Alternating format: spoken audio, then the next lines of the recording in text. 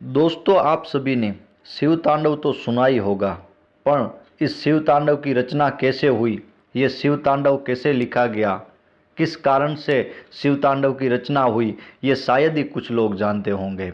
तो दोस्तों, मैं आज आपको संपूर्ण माहिती, पूरी जानकारी आपको दूंगा कि शिव तांडव कैसे लिखा गया।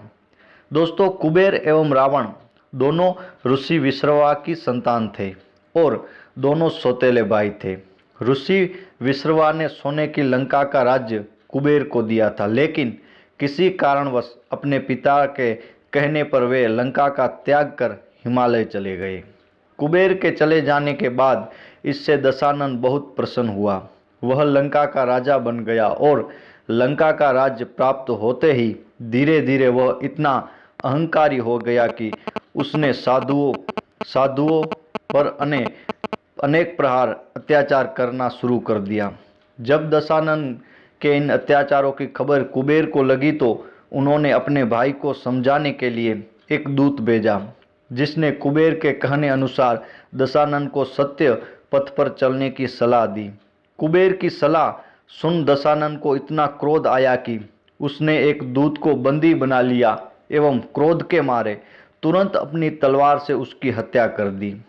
कुबेर की सलाह से दशानन इतना क्रोधित हुआ कि दूत की हत्या के साथ ही अपने सेना लेकर कुबेर की नगरी अलकापुरी को जीतने निकल पड़ा और कुबेर की नगरी को तहस नहस करने के बाद अपने भाई कुबेर पर गदा का प्रहार करके उसे भी घायल कर दिया।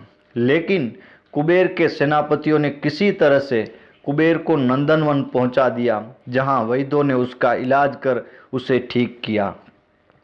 चूंकि दशानन ने कुबेर की नगरी एवं उसके पुष्प विमान पर भी अपना अधिकार कर लिया था, सो एक दिन पुष्प विमान में सवार होकर सारावन की तरफ चल पड़ा। लेकिन एक पर्वत के पास से गुजरते हुए उसके पुष्प विमान की गति स्वयं ही धीमी हो गई। चूंकि पुष्प विमान की ये विशेषता थी कि वह चालक की इच्छा अनुसार चलता था तथा उसकी गति मन की गति से भी तेज थी, इसलिए जब पुष्प विमान की गति मंद हो गई तो दशानन को बड़ा आश्चर्य हुआ। तभी उसकी सृष्टि सामने खड़ी विशाल और काले शरीर वाले नंदीश्वर पर पड़ी। नंदीश्वर ने दशानन को चेताया कि यहाँ भगवान शंकर क्रीड़ा में मग्न है, यहाँ शंकर भगवान क्रीड़ा में मग्न है, इसलिए तुम लौट जाओ। लेकिन दशानन कुबेर पर विजय पाकर इतना दंभी हो गया था कि वह किसी भी बात सुनने तक को तैयार नहीं था। उसने कहा कि कौन है ये शंकर और किस अधिकार से वह यहाँ क्रीड़ा कर रहा है।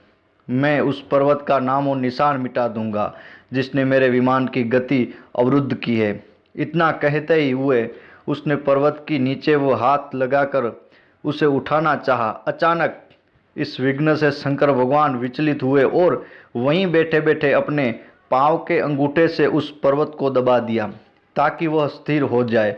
लेकिन भगवान शंकर के ऐसा करने से दशानन की बाहें उस पर्वत के नीचे दब गई। फलस्वरूप क्रोध और जबरदस्त पीड़ा के कारण दशानन ने भीषण चित्कार कर उठा, जिससे ऐसा लगा कि मानो प्रलय हो जाएगा।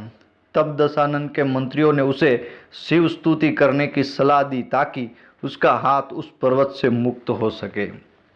दशानन ने बिना देरी किए हुए सामवेद में उल्लेखित शिव के सभी स्तोत्रों का गान करना शुरू किया, जिससे प्रसन्न होकर भगवान शिव ने दशानन को क्षमा करते हुए उसकी बाहों मुक्त किया।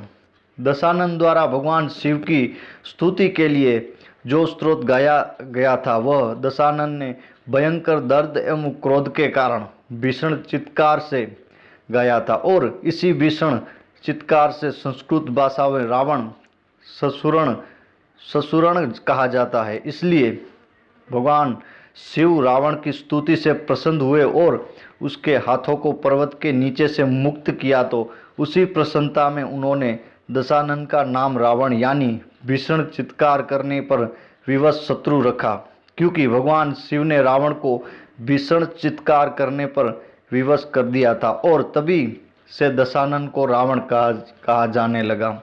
शिव की स्तुति के लिए रचा गया वह सामवेद का वह स्तोत्र जिसे रावण ने गाया था को आज भी रावण स्तोत्र या शिव तांडव स्तोत्र के नाम से जाना जाता है।